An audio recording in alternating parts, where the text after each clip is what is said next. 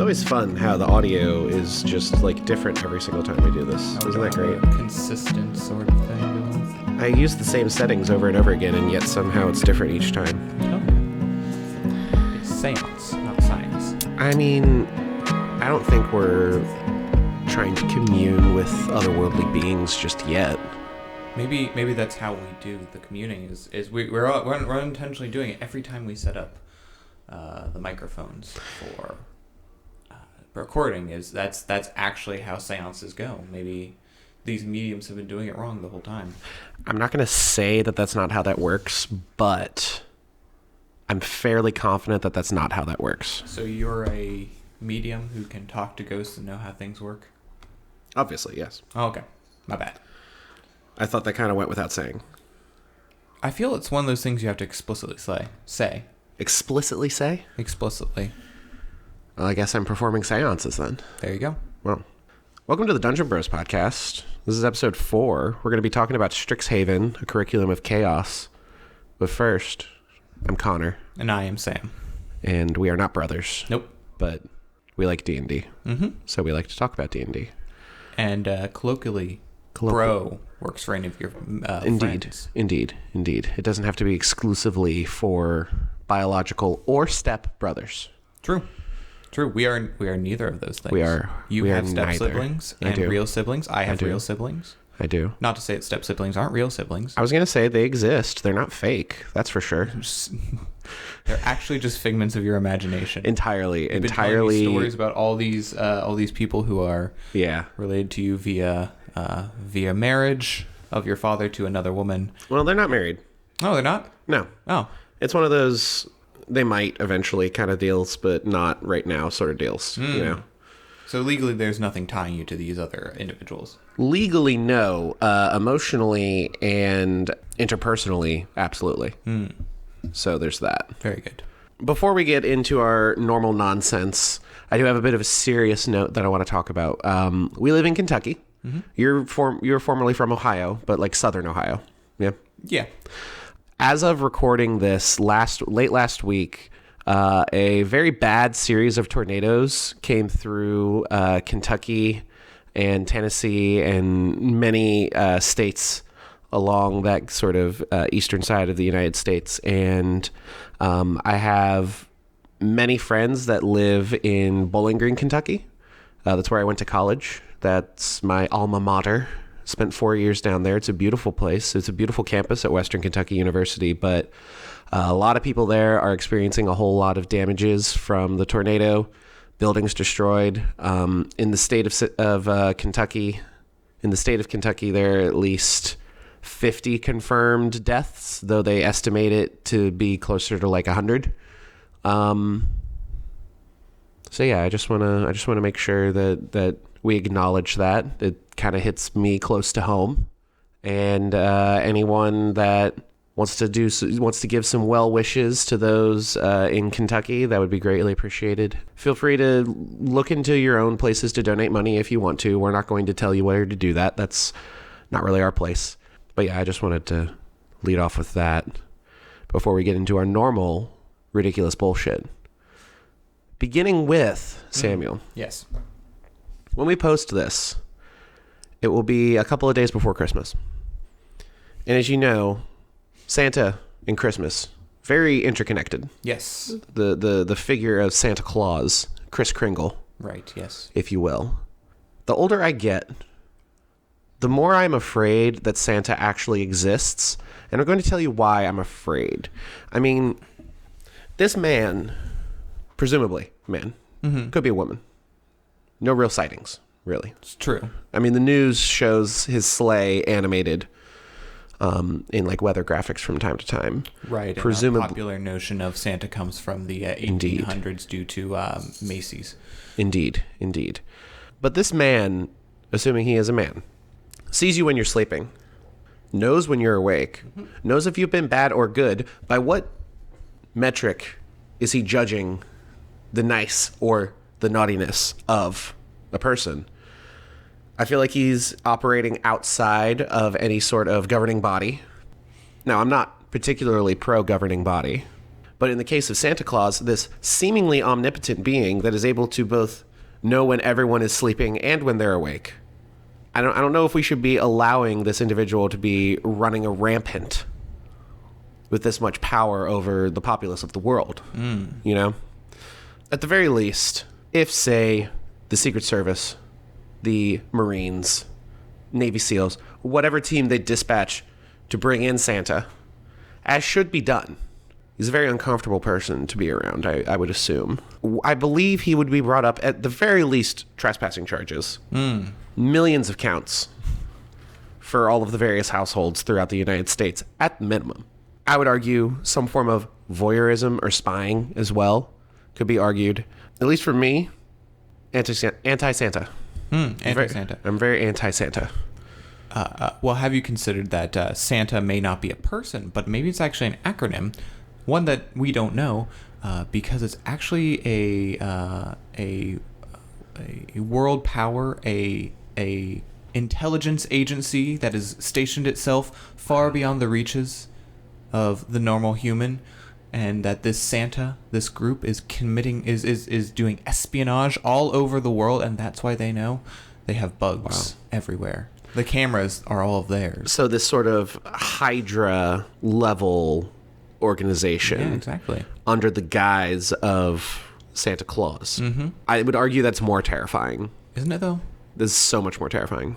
So clearly we need some sort of counterintelligence agency to fight Santa. We do. Should we name it like Grinch? Come up with an acronym for Grinch? I feel like that would be good. Jack Frost. Maybe these are or some sort of other an anti-Christmas. What's the bad Scrooge? No, not Scrooge. There's specifically like an anti-Santa. I can't remember his name right now. It's like the Antichrist of Santas. Yeah. Wasn't there a version of Santa that the whole stalking thing came from? Like Santa would kidnap you or something? Or otherwise, if you didn't put a sock out for him to put shit in. I mean, if we really want to go way back, I think it came from Saint Nicholas, who when he would walk down the street at night, and when people would hang their socks out to dry, because you have to wash your socks, and back in those days you didn't have washing machines, he would throw coins into them.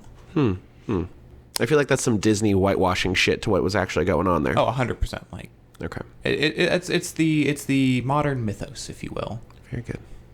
The modern mythos. Oh, there are so many things we could talk about in the modern mythos. And that's just one of them. Moving on. Okay. Forgot to crack that earlier. No, I'm not getting drunk at 11:30 on a Tuesday. That is an ale 8, a delicious Kentucky soda beverage. It's been quite a while since I've seen you drink much more than an alcoholic beverage. In a given month, really. In a given month? Yeah, you don't drink that much. At least not around me. Yeah, I definitely drink. Honestly, I drink the most when I'm around my family. like Thanksgiving, I'll have like a couple beers. My family drives me to drink as well. Don't worry. Oh, they don't drive me to drink. It's just a lot more. It's a lot easier to interact with that level of family when you're a little, in the can, as they say. Yeah, driven to drink. Like, oh, indeed. I have to spend time with these people. Indeed. Not to say I don't like my family. They're lovely people. I love my family. Love to meet them someday. Family very much. You'd love to meet them someday. So you say, okay. Anyway. The other day I went to Walmart. Good start to a story. As one often does. Yes. And I found the Magic the Gathering section of the store. Nice. Packs of Magic the Gathering, the Forgotten Realms, the D&D set from Magic the Gathering, as we discussed last week. They run like $4 a pack. That's still like $20 a week if you're doing like a 1-pack opening during every work day. I'm struggling. I'm really struggling because I know that that's a bad monetary decision to make. Yes, I believe you did out the math to what it would come out to in a year. It'd be $20 a week, which would be $104 a year, if that math is correct. That is not correct. 20. Oh, $1,040. There you I forgot go. a zero. $1,040 in a year. That is a lot of money. Christ. But content.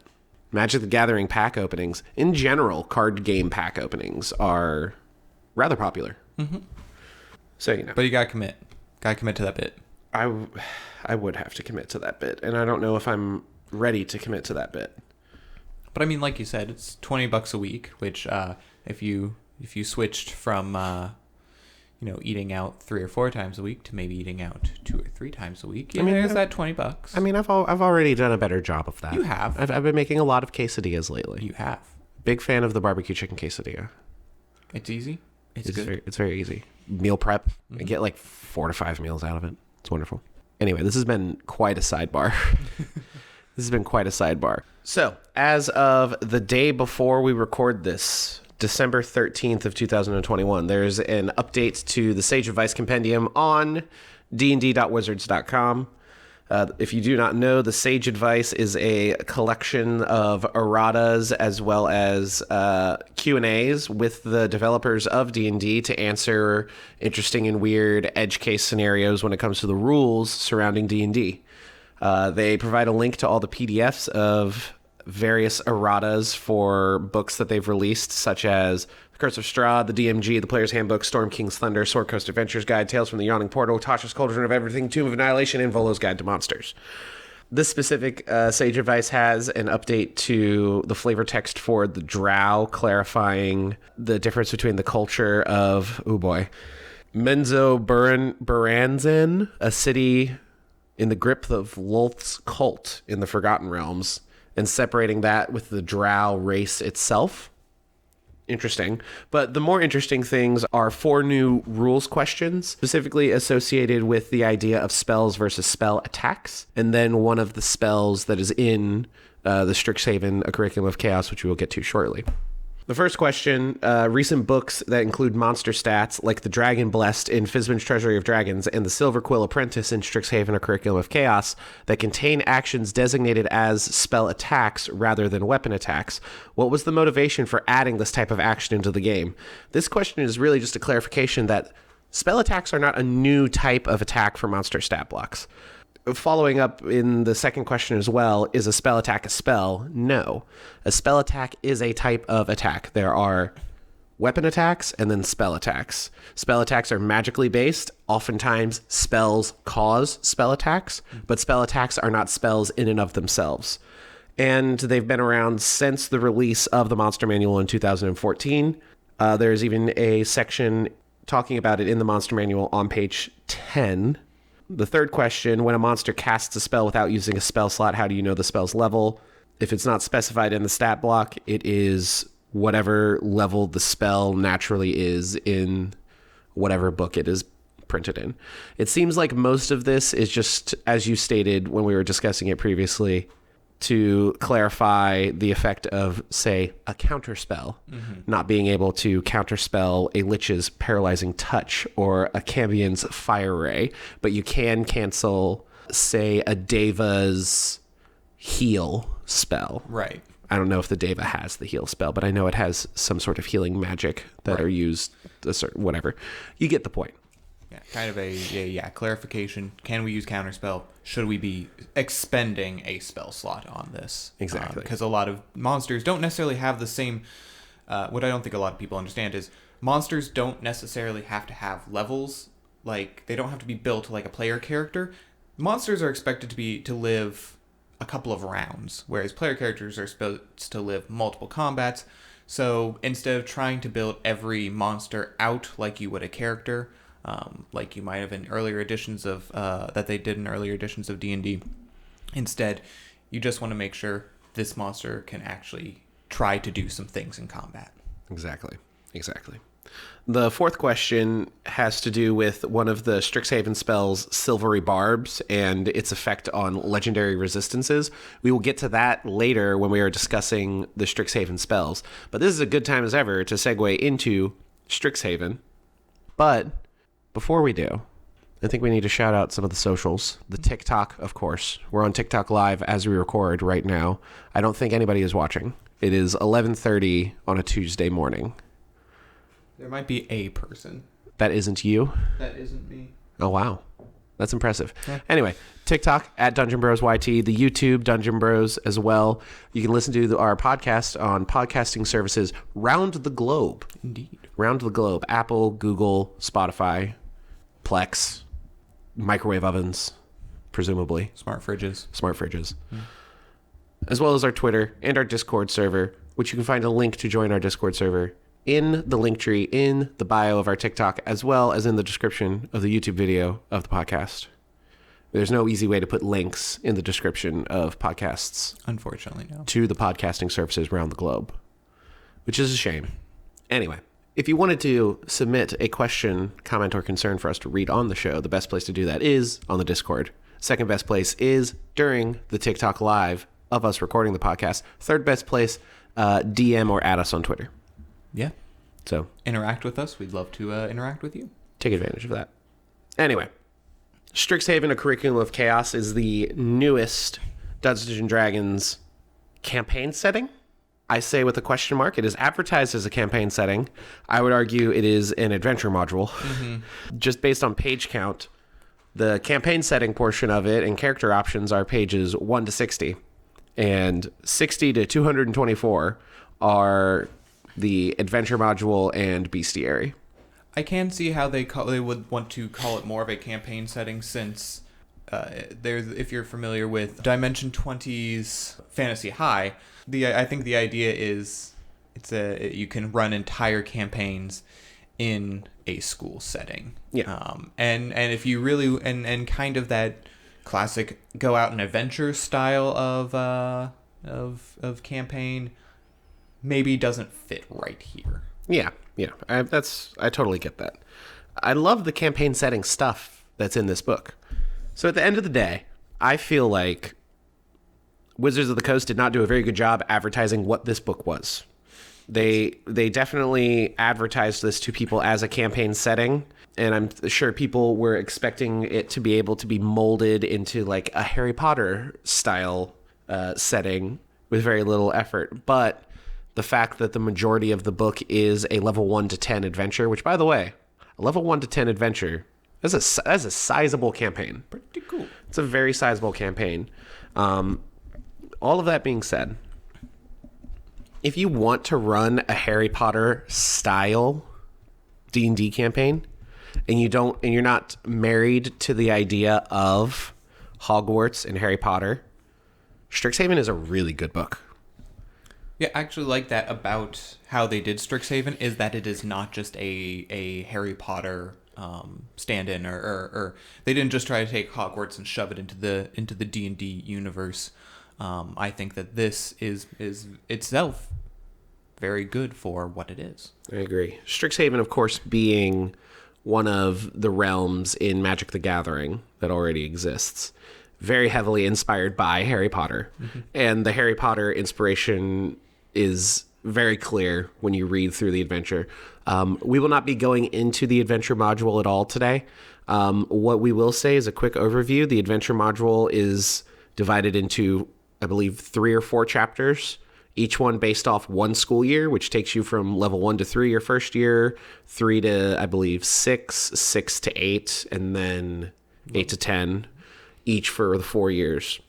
There's a lot of unique features and roleplay opportunities that they provide and rule sets for that we will get into here shortly. But first, let's talk about the character options. Yes, absolutely. What college are you? I know. Oh boy, you know what you are. Yes. Oh, man, I did not think about it nearly enough. I would probably say I am either a Lorehold or a Silverquill. Mm-hmm. What are you feeling? Witherbloom. Witherbloom. Well, that's fair. Based on our wizards that we play in different D&D campaigns. That sounds very appropriate, actually. Yeah. Definitely. Each of those makes sense. Yeah. I think I could make an argument for like Quandrix. Yeah. But I definitely think my Lucine is more of a Lorehold or a Silverquill. I would lean more towards Lorehold. But very good. All right.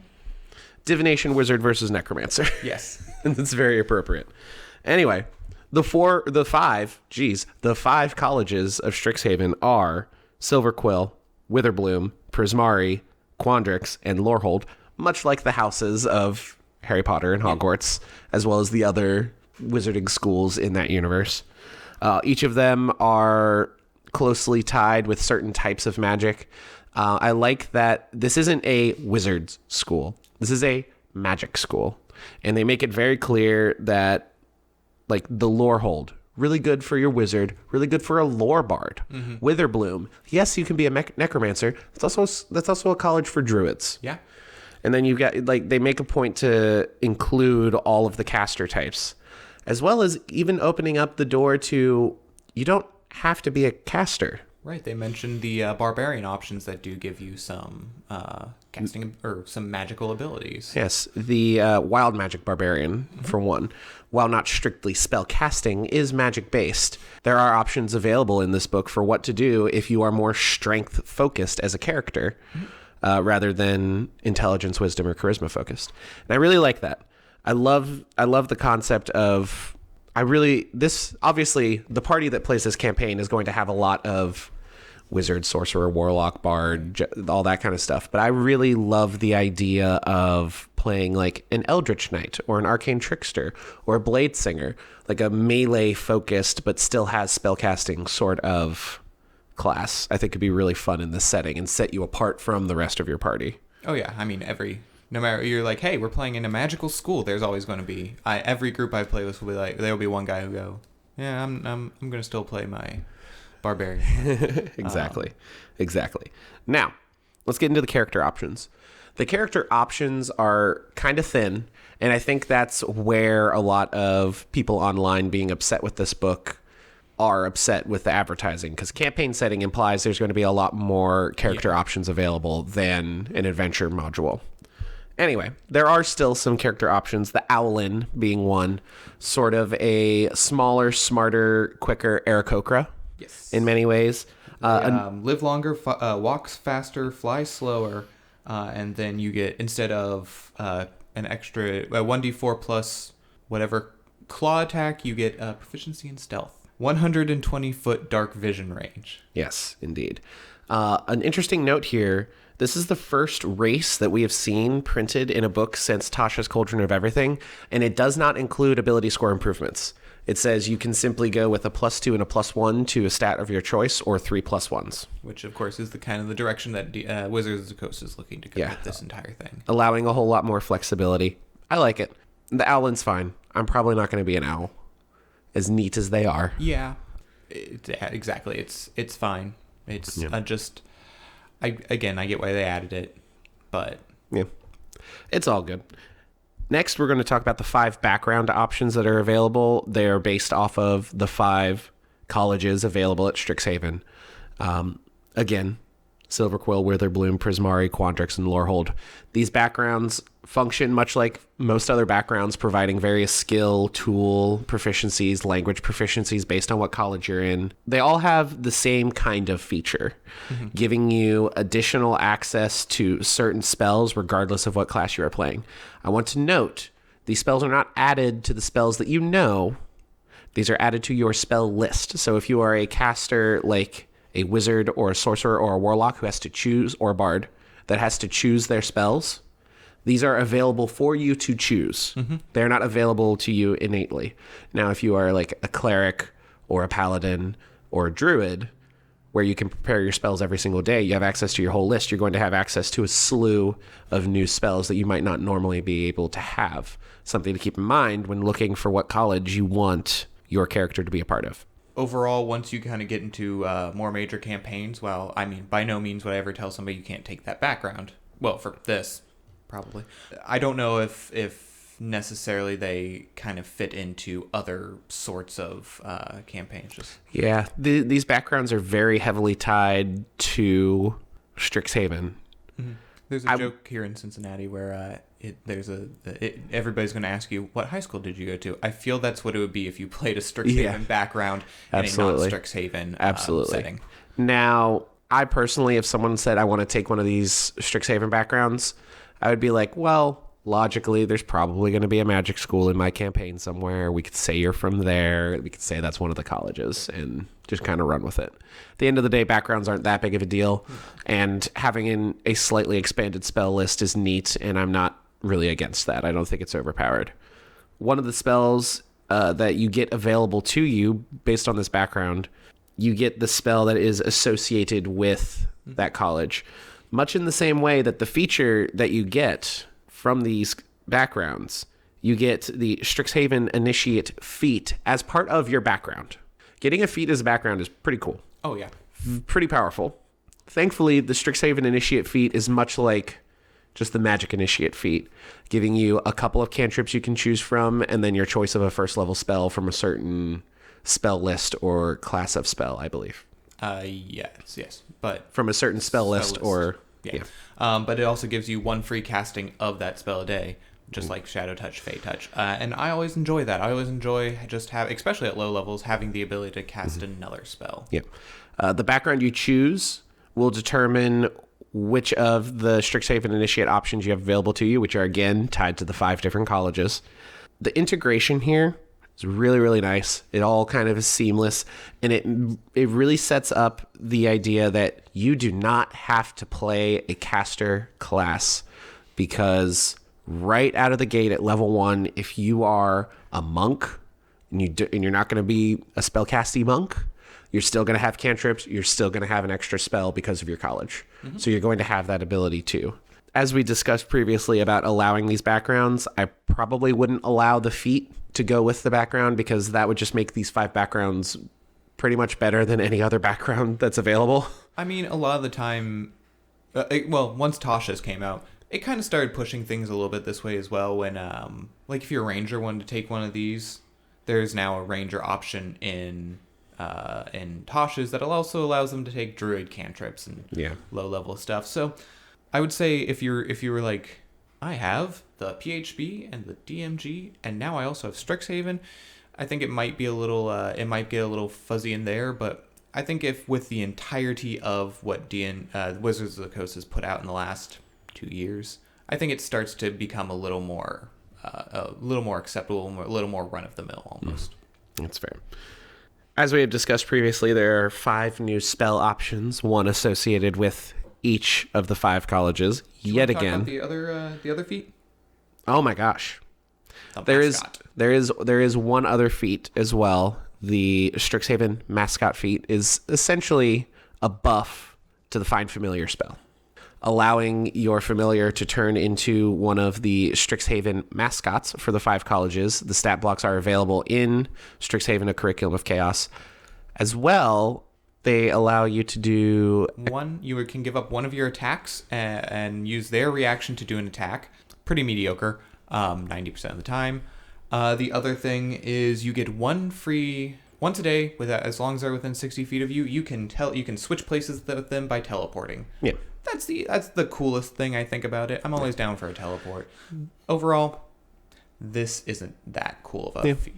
It's a straight buff to Find Familiar. If you don't have access to Find Familiar and you want the spell, it gives it to you. And I will say that the stat blocks for the college mascots are, I would argue, notably better than the stat blocks available to you with the normal Find Familiar spell. If you're the kind of person that loves having a familiar and knows how to make it useful from level 1 to level 20, then this is just a straight up buff to what you're able to do. Yeah, you kind of have to be going with the familiar build. As a feat, I don't know if it's worth taking unless your DM is really cool. I would like to say, if I were running this campaign, this adventure, that after they complete their first year from level 1 to 3, just giving them all the mascot feat, and they can each get the mascot associated with their colleges. That'd be pretty cool, yeah, definitely. And if you're the kind of DM or group that loves having pets and loves having little creatures roaming about with you, then that's totally good. Mm-hmm. Now moving on. Now to the spells. There are 5 spells. I think 2 of them stand above the rest as particularly powerful. But again, they are all associated with a different school of magic. We'll start with Borrowed Knowledge, which is associated with the Lorehold College. Borrowed Knowledge pretty much gives you proficiency in anything that you want for a set amount of time. Pick a proficiency you want for 8 hours. There you go. It's a very straightforward spell. I think balanced. It costs a spell slot. Second level? I think it's first. First? It's not terrible. I don't know, depending on... Let's check. We have the ability to check this. We do. We are so smart for having the book. Borrow Knowledge is a 2nd level divination spell that lasts for 1 hour. 1 hour. You get a skill proficiency that you currently lack And for the duration, you have proficiency in that skill. So I do know, because our friend Salem plays a whatever the undead rogue, the spirit rogue is. Spirit Bard.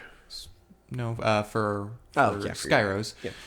That's like his first level class feature is once a day he can choose a proficiency that he lacks and gain that proficiency for the day. Overall, this is fine. It's fine. It's good that it doesn't require concentration. It would be damn near useless if it did, I would argue. Right. But very good. The next spell is Kinetic Jaunt. Kinetic Jaunt is associated with the Prismari College. It's basically just a fancy expeditious retreat. Yeah, it's a little buffed up expeditious retreat. Bonus speed of 10 feet. You don't provoke opportunity attacks. That's the big one. There's no opportunity attacks when you run. And you can move through the space of other creatures, and if you end your turn, you get jaunted back into... Yeah. Second level spell. Very straightforward. It's fine. It's a bonus action spell, which I think also makes it better than Expeditious Retreat, which I believe is an action. I think you're right. So I don't know off the top of my head, but I'll say you're right. And the PHB is not anywhere near... No, I put them back. Yeah, they're all put away, so we're not going to... Oh, speaking of the cat. Hello, welcome back. You have graced us with your presence. Next, alphabetically, is one of the better spells that is also the spell that has the errata that we were talking about earlier. This is Silvery Barbs. It is a first level spell. It is a reaction spell that you take when a creature you can see within 60 feet of yourself succeeds on an attack roll, ability check, or saving throw. Basically, you are triggering them to re-roll and take the lower. You can then choose a different creature you can see within range. You can also choose yourself. The chosen creature has advantage on the next attack roll, ability check, or saving throw it makes within 1 minute. A creature can be empowered by only one use of this spell at a time. I think this is good. This is a phenomenal spell. It is instantaneous. The 1 minute lasting duration of that advantage attack, not tied to concentration, giving on-demand disadvantage after a roll is made is exceptionally powerful as well for a first-level reaction spell that you can take not on your turn. And as we discussed in episode 3, we love reaction spells. Love a reaction spell. Now, as we discussed, the sage advice about this spell, it caused a lot of hoopla on the Twitters as well as other social media sites as well. The question in the errata is, can the Silvery Barbs spell in Strixhaven affect legendary resistance? Now, when that question was posed, I was like, oh, wow, that would make this spell extremely powerful if it could overcome legendary resistance. But you have to remember what legendary resistance is. Here's the answer. No. When a creature uses legendary resistance, the creature turns a failed saving throw into a success, regardless of the number rolled on the d20. Forcing that creature to re-roll the d20 afterward doesn't change the fact that they chose to succeed the save as a result of legendary resistance. No amount of re-rolling will undo the success. With that in mind, this spell is phenomenal. Oh, 100%. This is a top-tier spell.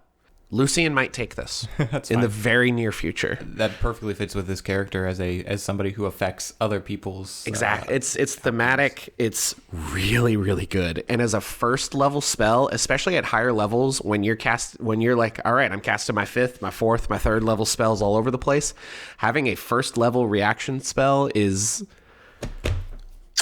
chef's kiss. Oh, yeah. This is such a good spell. I mean, even depending on what type of enemy you're facing and what kind of build you're going with, this could be better than other reaction spells like Absorb Elements. Like, if you could get them to miss the Witch Bolt instead of just taking half damage. I agree. Depending on how well they're rolling. Now, Absorb Elements does have the benefit of being able to send that energy back with your next attack. But if your main thing is buffing and assisting, if you're like, okay, well, that attack's disadvantage, now it missed me. Instead, now my buddy is going to hit you really hard.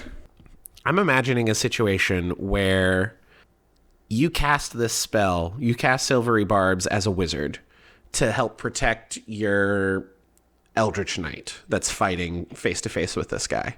And you use your reaction, and maybe the roll doesn't go your way. It still hits him. They then use their reaction to use Absorb Elements to take half the damage.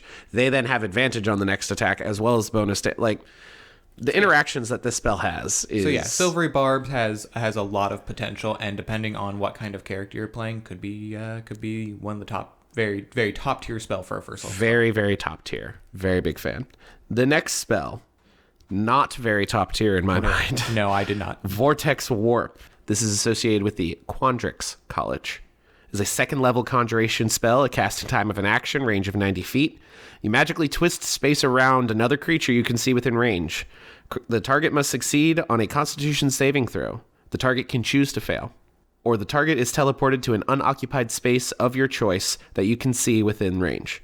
The chosen space must be on a surface or in liquid that can support the target without the target having to squeeze. When you cast at higher levels, the range of the spell increases by 30 feet for every spell slot. I can see the uses for this spell. I acknowledge it.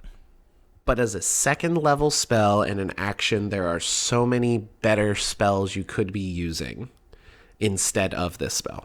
I think that this spell would be more useful in a non-combat sort of encounter, in something where it's like a very classic, hey, there's a tall wall in front of you. How are you going to get up there? Okay, well, this chonky guy who can't climb things, teleport. A second level teleportation ability. You cannot deny the usefulness of that. But when compared to the other options, I would argue the only one that has less simple use would be the kinetic jaunt. Mm-hmm. I think those two are the low points. All 5 of these spells, I think, are useful at minimum. I don't know if Vortex Warp is worth taking. I would take Vortex Warp again if I was not looking to deal damage. As if I was building a character without any interest in dealing damage, if you were directly fighting an enemy. If you were like a pacifist buff character, debuff character, then this spell has its use. But compared to the other 4 available, I think this would be the last one I would pick. I think so. I'm pretty much on the same boat with you. Now, the second one that I would pick after Silvery Barbs is the last spell, Wither and Bloom, associated with the Wither Bloom College, as you could tell by the name. It's a second level necromancy spell. It is an action. It is 60 feet in range. The duration is instantaneous. You invoke both death and life upon a 10-foot radius sphere centered on a point within range. Each creature of your choice in that area must make a Constitution saving throw, taking 2d6 necrotic damage on a failed save, half on a success. Non-magical vegetation that is in that area withers. In addition, one creature of your choice in that area can spend and roll one of its unspent hit dice and regain a number of hit points equal to the roll plus your spellcasting ability modifier. When it is upcast, the damage increases by 1d6 and the number of hit dice that can be spent and added to the healing roll increase by 1 for each slot above second level. This is a passive way to do healing for the wizard, for the sorcerer, the bard has access to a couple healing spells. I really like this spell. This is a very good spell, and another thing that, for being second level, even then, allowing any spell that allows you to choose what targets are affected in an AoE, always good, especially like if you're like you said, if you're a sorcerer and you don't have any meta magic left. Or if you're a wizard who doesn't have any meta magic at all, that's often a problem with playing a character like that. Is I'm going to cast this in this area, and I'm sorry, friends. Yeah, this is a really good spell. If you've got the barbarian, you've got the fighter, you've got the paladin, you've got the monk, and then you have, in a campaign setting like this, likely only one true melee character in a party, maybe. Mm-hmm. Being able to drop an AoE, the damage isn't super good. 2d6 necrotic is fine. For second level, I think it's a little low. But the ability to allow a character or creature of your choice to roll a hit dice to regain hit points in the midst of combat, in addition to the damage, is something that I love. The hit dice, it's one of the most underutilized things that you have on a character sheet. And a lot of campaigns I know that I've played in and that I run even, the short rest is not often needed. That's true. Of course, there are tables that are going to have adventuring days where there's 3, 4, 5 combat encounters in a day, and the short rest is very important. The way that we've played D&D, oftentimes you don't need the short rest. And people will often take a long rest in favor of it just because it's better. And the hit dice fall by the wayside because of that. A spell that allows you to instantaneously roll a hit die and regain those hit points, I absolutely love it, and I cannot wait. I hope that this is indicative that Wizards of the Coast is looking at the hit dice and other ways to use it other than just healing on a short rest. I also like the fact with most of these spells, or a couple, with these spells, like you said, you think it's a little high level or a little low damage for a second level, but that's because they've split it and they're giving you dual functionality. I like these spells, same with Silvery Barbs, where it has two functions, and I think that. I mean, obviously, you're just going to have very straight up spells like they do. Fireball, very simple. Yeah. Firebolt, very simple. But I like these spells that give you two things to do with one cast. Exactly. They're a little weaker because, simultaneous, but I like that idea. I think if Wizards of the Coast keeps making spells like this, it'll be very good. It'll give more versatility to casters at low levels in combat. Because oftentimes, casters at low level in combat, I cast Firebolt, okay? That's all I can do. Yeah. I'm imagining a situation where your fighter runs in a Strixhaven combat and just gets eviscerated while the casters all stay back. This is a great way when that character gets swarmed and say they get knocked unconscious. This will damage a lot of these creatures that the fighter may have already damaged, possibly taking several of them out, and then immediately bringing them back up in the same action for one spell slot. Yeah. The power of that cannot be understated. And I think the Wither and Bloom spell and the Silvery Barb spells immediately hike up the Silver Quill and the Wither Bloom colleges as being very sought after colleges to take. I agree. All right. Moving on, the next section. The magic items. The magic items section. So, I think we can just kind of blanket say we can split this into two categories: the primers and the not primers. Yes. Again, there are 5 uncommon magic items that are essentially spell books associated with the 5 colleges. Now, these spell books, they simply require attunement by a spellcaster. Spellcaster is very broad. Not only your full casters, the paladin, after they have the spellcasting feature, is a spellcaster. The ranger, when they have the spellcasting feature, is a spellcaster. Eldritch Knight, arcane trickster. It's available to a lot of people that wouldn't normally be using spellbooks. Pretty much all of these primers do effectively the same thing. You have 3 charges, regains 1d3 daily at dawn, that you can use to add. You can expend a charge to add a d4 bonus to certain ability checks depending on the primer.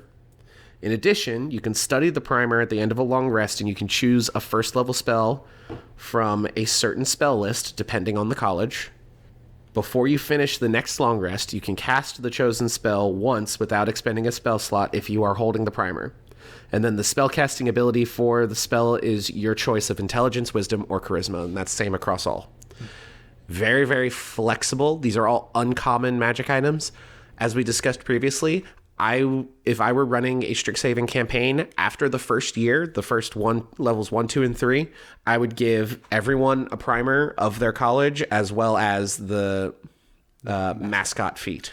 I probably would as well. And even in non-Strixhaven campaigns, I think these are very good because in a lot of low-level magic items for casters are kind of mediocre.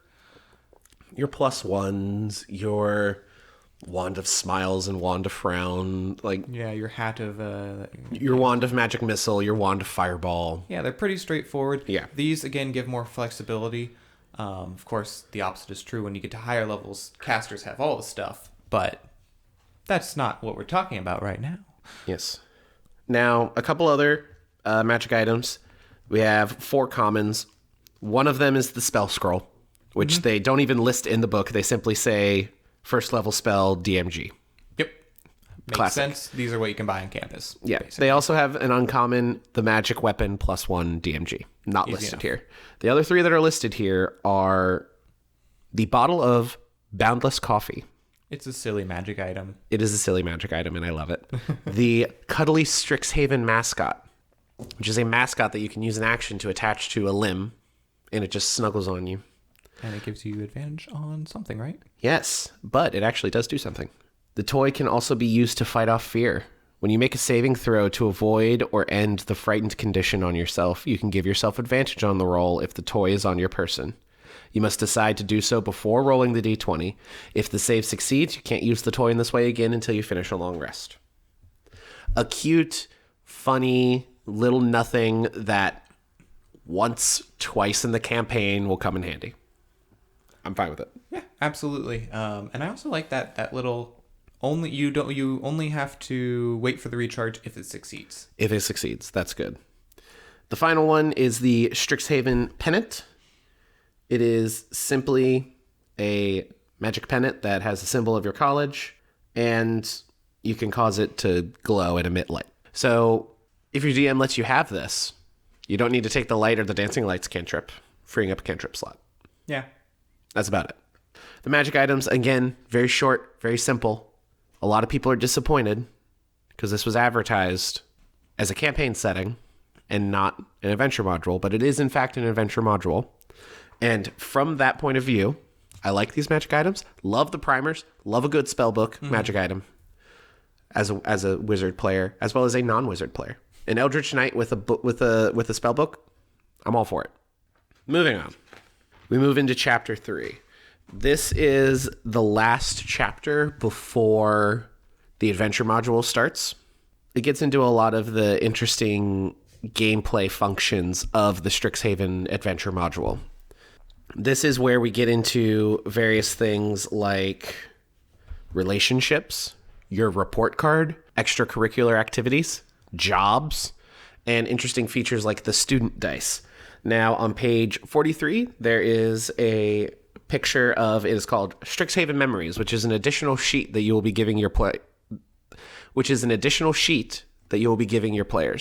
It will allow them to fill in names and features associated with relationships that they make with NPCs. We will get to that in a moment. It has your report card for all of the exams that you will be taking. Will you actually be answering questions? No, you won't. Your character will. But it will require studying and roles. It also shows your extracurriculars and it allows you to keep track of your job as well. Now, relationships are, I think, one of the biggest things. Mm-hmm. You have 18 pre-made NPCs, and all of them are associated with different extracurricular activities as well as different jobs at Strixhaven. And all of them are able to be encountered by anyone in the party, and you are able to befriend them or piss them off, and then you've got a rival. They can become your Ron Weasley. They can also become your Draco Malfoy. Yep. And depending on how that relationship goes, at your DM's discretion, you will be getting relationship points, either a +1 or a -1, with your interactions with these NPCs. Once they get 2 or more relationship points, you get a bond boon, which is a benefit unique to each NPC. If you get a -2 or lower, you get a bond bane, which is a detriment specific to all of the NPCs. For example, we will check out, let's say, Grayson Wildemere. He's a first-year neutral human of Silverquill. He takes part in the Future Entrepreneurs of Strixhaven and the Strixhaven Star. He does not have a job. His bond boon: whenever you want to buy something on campus, a few words from Grayson get you deals. There's a 25% chance your purchase costs half as much. The bond bane: gossip columns proclaim exaggerated versions of your worst traits. So while not strictly mechanically focused, every time you run through a Strixhaven campaign, it is going to be vastly different if you are implementing these relationships. I personally enjoy this. I love it. The idea of, like you said, not all of them are mechanically great or bad. Like some of them are just like when you walk into a room, if this person doesn't like you, everybody stops and stares at you. Yeah. Super cool. Also, very relatable. Oh yeah. So relatable to like normal school and high school experience. Oh yeah. Oh yeah. You just had like a Vietnam War flashback there. But I can see how some people might not like this for the reason it very much gamifies these interactions. That is true. That is true. Again, I'm fine with it because we are playing a game and giving these of course you can make your own. But yeah, giving these options out here is great. It's something to achieve, and maybe that's something you want to role play. Like, maybe going through the first time, you don't tell your players don't necessarily know what all the boons and banes are beforehand, and they get to find them out as they go. I think that is the way that you should run that. But I think if you have more advanced players, getting like this person's going. If I piss off this person, maybe they choose. Like they look and they think to themselves, if I piss off this person, it's going to give me interesting roleplay opportunities. Exactly. So I think there is options for on both ends of the table. Now, that is one interesting thing. I know a lot of D&D adventuring parties are very paranoid. Mm-hmm. They're very difficult to trust an NPC sometimes. I feel like if people look too deeply, like if everyone at the table has a copy of Strixhaven, then you might get into the issue of your min-maxers exclusively going after and trying to befriend the NPCs that will benefit them the most. And I would allow that, but give it ramifications, because your character is literally like manipulating people at that point. And that could in itself become a roleplay opportunity. Obviously discuss it with the player. Right. And make sure that everyone's on the same page. Now, another part of the relationship that you can build with these characters, you can choose to make these characters beloved, whether that be romantically or platonically. You can romance any of these NPCs, and there's rules for it, which I just find hilarious, and I love it. Anyway. I think going back to those roleplay opportunities, another layer you can even add in is... because somebody goes and befriends, let's say you go and befriend, there's the Damphamir there, the very first one. Yes. Maybe not liked by somebody else. Maybe because you befriend this student, maybe another student doesn't like you. So if you befriend them, maybe you automatically get the bane to another student. You could create a whole web of intricate relationships if that's your thing. If you were the DM that loves interpersonal and interpolitical D&D campaigns, I mean, this is just a smorgasbord of options for you. The web of interpersonal relationships that can happen are countless. Mm-hmm. And obviously some of the NPCs are leaned in certain directions. The Dampire, for example. I really like these. This is if you were to give this a new coat of paint to make it Harry Potter, this is something that you definitely should carry over. Oh, yeah. This is a great mechanic. Another mechanic that I think is interesting are the exams. The exams are fine. Yeah. Obviously, you're in school. You have to do something there. I've read parts of the module that talk about how the DM, you should role play it, and actually like having written questions to talk about. Basically, leading up to an exam, your characters have the opportunity to study. They can choose to forego it. They can choose to study normally. They can choose to push themselves and study through the night and get exhaustion, but they get benefits. They can also choose to cheat. There are rules for cheating on exams, which is awesome. And then you can fail an exam, you can pass an exam, or you can ace an exam. And depending on what happens, you either have a benefit or a detriment to skill checks associated with that exam for the year. They reset every year. Mm-hmm. It's an interesting mechanic. You're getting a plus D4 to certain skills. It mechanically is not that big of a deal. It's very roleplay heavy. I like it. I would definitely gloss over it a bit more. Yeah, I'm on the what are the Muppets? The Muppet guy, Wolford and Wolford and Gromit. No, not Gromit. Whatever. That's but I feel like we're on the opposite end here. You're like, I don't mind it. I'm like, I'm in the other direction. I'm like, -1. Okay, but -1. Yeah. I think that they were trying something cool, but I don't know, they just missed the mark when it just comes down to an ability check. That's it. And other books have handouts in the back that you can photocopy and hand to your players, where this one, they could have easily done that, especially for the module. Exactly. And instead of kind of putting some extra prep work on the DM. Yeah. It would be interesting to have it set up that in the year leading up to it, there are set adventure points that you hit where your characters are going to be learning about like a certain monster type by encountering it in combat. And then later the exam is questions based on that monster type.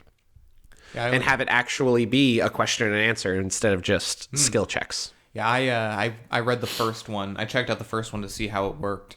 And it's like basically a couple days before the exam on Slades. Sure. Slooty boys. Frog parasite men.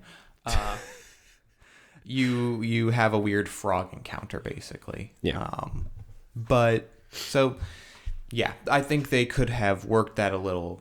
They could have massaged it a little more into something, an actual interesting encounter, not just a series of, okay, please roll an Arcana check. Yeah, I agree. So you have your report cards. You also have extracurricular activities and jobs. Extracurricular activities, you get a little description, and for doing every one you do, which you can do up to 2 or 1 if you have a job, you get some extra skill proficiencies. You get extra skill proficiencies. It also gives you opportunity to interact with these NPCs and get relationship points with them. Some of these extracurriculars are hilarious. Oh yeah. I mean, you've got certain things that you would expect. The Dragon's Guard Historical Society, the Dragon Chess Club, the Distinguished Society of Fine Arts. And then you have things like the, the Intramural Water Dancing Club or the Live Action Role-Playing Guild. If you want more role-playing in your role-playing, then you can get really meta with that. Yo, bro, I heard you like role play. And then, of course, you have the Strixhaven Iron Lifters Society for your barbarians. You got the show band, the Strixhaven Star, which is the newspaper. These are all just hilarious. Yeah. They all have skills that, as you said, you'll get benefits for. They also have NPCs that are already written that your characters will easily be able to interact with. You also get access to the student dice. Mm-hmm. The student dice, each character will gain one for each curricular that they participate in. It's basically just a D4 to add to an ability check associated with the skill based on their extracurricular.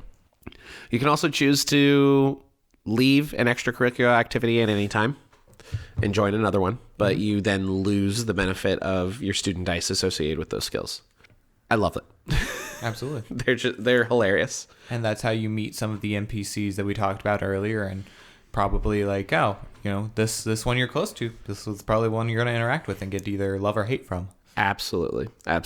Now, the other side of that, you can also take a job. The job benefit, instead of getting a D4 that you can add to certain skills, you just get a wage, which is 5 gold pieces at the start of each week that you hold the job. If you quit a job during an academic year, you stop earning that money at the end of the week in which they quit. Now, remember, the way this adventure is set up, levels, I checked it as we were going, it's level 1 to 4. You end the school year at level 4. You're in a school year, so a session might be taking place over multiple weeks.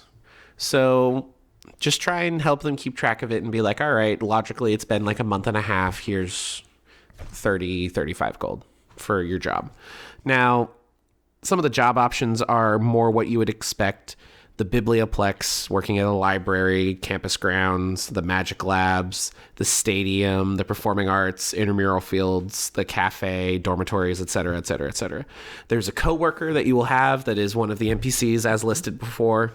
And there are also several types of jobs associated with each one. For example, if you are working in the Bow's End Tavern, There's the assistant manager, cleanup crew member, you could be a cook, a host, a server, a whole lot of things. And if you are a roleplay focused group and a DM that really loves creating encounters for roleplaying, the jobs and the extracurriculars could take up entire sessions in and of themselves in between the pre-written stuff for the module of just fun interactions with random NPCs that you make up. And you could get really into the weeds of this if that's what you're into. Again, much like the extracurriculars, it's all fun. It's all good. It can span the gambit of this is 5 minutes in our game session or this is the 5-hour game session, which the flexibility is nice. Yeah. I can see how a less roleplay heavy group might not be super jonesed about either the extracurriculars or the jobs because they're very minor benefits, and we know a lot of people and there are a lot of people on the internet who are not happy when something doesn't give them a very good benefit. But I think these are fun. I agree. Now, after that chapter are the chapters involving the adventure module. We are not going to get into that. There are a lot of stat blocks that are associated with the adventure module that are in the back of the book. We'll get to the Beastiary shortly. That's the last thing. But just as an overview, to correct what we were saying earlier, the first chunk of the adventure is chapter 3, and it takes you from first level, and then you end at 4th level. Starting your second year at 4th level, you then end at 6th level. You then start your third year at 6th level and go to 8th level. And then the last module takes you from 8th level to 10th level. A four year college school experience, taking you from levels 1 to 10. You can span a lot of the meat of D&D in this adventure, and I really like that. We will not get into the details of it. It's a school. There's maps for the school. It's all very fun. It does have some lovely artwork, though. There is some very, very nice artwork in here. It's got a lot of great artwork. It's got a lot of great dungeon maps for various encounters throughout the years. Maps. All very good. Now, all right, let's get to the back of the book here. So, to the Beastiary. There are quite a few creatures here. The majority of them are either humanoid or construct, interestingly enough. The humanoids, the vast majority of them are various levels of student and professor for all 5 colleges, yet again, that all have different spell lists and different unique abilities associated with their college. Basically just making it really easy to do. Maybe you want to get in a fight in the halls, and so you or a dueling club. Or a dueling club, and there are obviously encounters that have other students and professors around. The constructs are very interesting.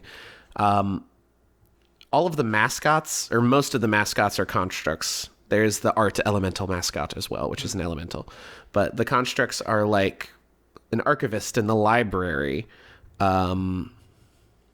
A ruin grinder. There are ruins outside of Strixhaven, which part of the adventure takes place in.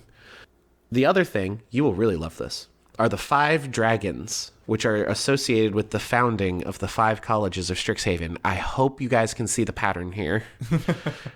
The 5 colleges are very important, as well as some unique fiends and celestials and plants and oozes that are all associated with the adventures that take place in Strixhaven. You have any unique thoughts? So I think it does a good job of giving you a little bit of every different type of monster. Like I mean, obviously we have some books very specifically dedicated, like Fizban's Treasury of Dragons, very specifically dedicated.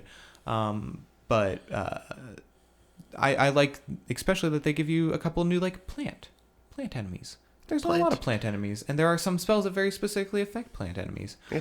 Other than that, I would say that I do enjoy the gambit of spellcasters they have for students and teachers, and assuredly, I will reach in here and grab out some of the stat blocks, because spellcasters are very useful. Like, just straight up humanoid spellcasters are useful. Absolutely. And if you don't want to set them up yourself, there's not a huge amount of those available in other books. Exactly. They make it very clear in like the DMG and Volo's Guide to Monsters and the Monster Manual that you can customize stat blocks and give them new spell lists. But these are all pre-made for you and very easy to just pick and go with.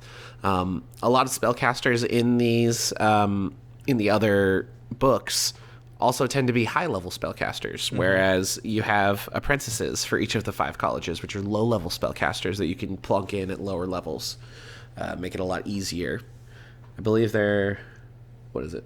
Challenge rating 2, so not like super low level, but I mean, still, a couple of those, throw a couple of those at a low-level party, and they'll be challenged, or throw a couple of those in with your bigger monsters, your bigger boss monsters. Absolutely. At higher levels, and add the challenge in their tiered party. I'd love, yeah, all very good. The stat blocks here really evoke with me the like, all right, your party has a rival, and maybe you guys get in a fight in the halls at school and you're slinging spells, and then you've got these high-level professors that come in, start counterspelling and restraining students with magic, and suddenly you have a great role-play encounter of detention. Detention, something that doesn't exist in this book. You'd have to come up with your own rules for detention. You just make your friends sit at the table for an hour quietly. All right, here's your punishment. You bring out an hourglass that's like a 5-minute timer, and you flip it over, and you're like, every time you speak, we start over. And you just sit quietly for 5 minutes staring at each other. That's so rude. So rude. If you work that into your game, please let us know. Tell us how that goes. Please let us know. That is amazing. Last, but certainly not least, at the very end of the book, I have not ripped it out yet, but there is a map poster of the entire map of the Strixhaven Academy, including the central campus grounds and the 5 exterior grounds that are associated with the 5 colleges. It's very pretty. It's very nice. I don't know if we're going to hang it up. We're not really Strixhaven people. Yeah. It's a fun book. It's a good poster. Yes. Very well done. Very enjoyable. That being said, what are your final thoughts? Overall, again, and we're going to take this more as a module and not so much as a campaign setting. Absolutely. I don't run a lot of modules. I would look through this to definitely get some ideas, because overall I very much like this, and mainly I like it because it is a magic school idea, without just being a straight up Hogwarts implant. Yeah. The inspiration is definitely there. Very, very much there, but it is different, decidedly so. It is more D&D. It is more high magic. And it offers a much wider array of what is a magic school. Yes. This is not a wizard school. It's a magic school. As we said before, your wild magic barbarian is at home here. Your Way of the Open Hand monk is at home here. Your Way of the 4 Elements monk is at home here. We chose to record this at 11:30 in the morning on a Tuesday. Yes. I don't think many people have been watching TikTok lives at 11:30 in the morning on Tuesday, and thus I believe we don't really have many questions. Somebody said hi. Hello. Black Nebula 7 said hi. And when we were discussing Silvery Barbs, North the Mage asked, what spell were we talking about? Shield? Silvery Barbs. Yeah.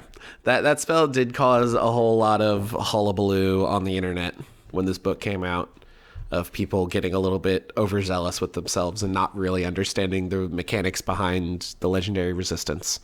I mean, there are a lot of people out there who are very strictly players, and though they love D&D immensely, but yeah, if you're not reading through things like legendary resistance or other rules that you might not necessarily need to read through as a player, or on the reverse side, a lot of like individual class spellcasting abilities. Our friend and fellow DM Salem didn't get how certain spellcasting mechanics worked, and it came up during one of our games. But he very much said, it's not because I've never read them. I don't need to read them. I'm like, yeah, it's correct. You don't need. That's to read absolutely. them. These books are not meant to be read cover to cover. No, they are. These are reference books. materials. But yes. Well then, since we don't really have any questions, we will wish you a Merry Christmas, a Happy Kwanzaa, Happy Hanukkah. I think Hanukkah might be over by the time this comes out. I think Hanukkah is already over. A posthumous. I can't. Posthumous. There we go. After death? No. Post Hanukkah. A post Hanukkah greeting. Yes. Happy New Year. I believe the next episode after this that we release will be in the new year. Yeah. So that'll be fun. Us in 2022. But in the meantime, if you do want to catch us before 2022, follow us on TikTok, Dungeon Bros YT. Twitter, Dungeon Bros YT. The YouTube channel, just Dungeon Bros, because that is what the YT stands for, is YouTube. You can find us on all major podcasting platforms, including Spotify and some other ones. Apple, Google, the good Plex. ones. The good ones. And finally, the Discord server, which you can find an invite link to in the link tree in the bio of our TikTok, as well as we should put the link tree in the bio of our Twitter. We will do that. That'd be a good idea. Did I already do that? I don't know. Make note of that. Make a note. Just to write that down. As well as in the description of pretty much every YouTube video we do. Nobody in the chat. Huh. There is... So what we've learned, maybe we should continue recording this after work hours are done. Unfortunately, you're working after work hours this week. I am working nights, making that not really possible. Thus, the recording on a Tuesday morning. Yep. So now we know. We're probably going to cut a lot of this out. But we've got a lot of things coming down the pike. Tomorrow, which will be 2 weeks after... or a week and a half after this is a week before this is posted, we should hopefully have a first YouTube video that's not one of these coming out. That isn't a podcast or just a simple repost on TikTok. We would like to be chopping up the podcast to make some shorts, as well as a proper talking head video, courtesy of Samuel. Yeah. Very good. So if you're listening to this, say hi. Tell us what you want to see. Yep. And you can catch us in 2 weeks' time, as you've grown to expect on these quick 2 months that we've been doing this podcast. Indeed. It's been a joy. If you're a DM, you like Strixhaven, go get it. If you're a player and you like Strixhaven, sure. Or Harry Potter. Bully your DM into getting it. It really forces a level 1 to 10 campaign, which is always good. Time consuming, but good. With that being said, we'll catch you all next time. Enjoy the holidays. Don't get too drunk in front of your families, as much as you may want to. Not too drunk. Keep it reasonable.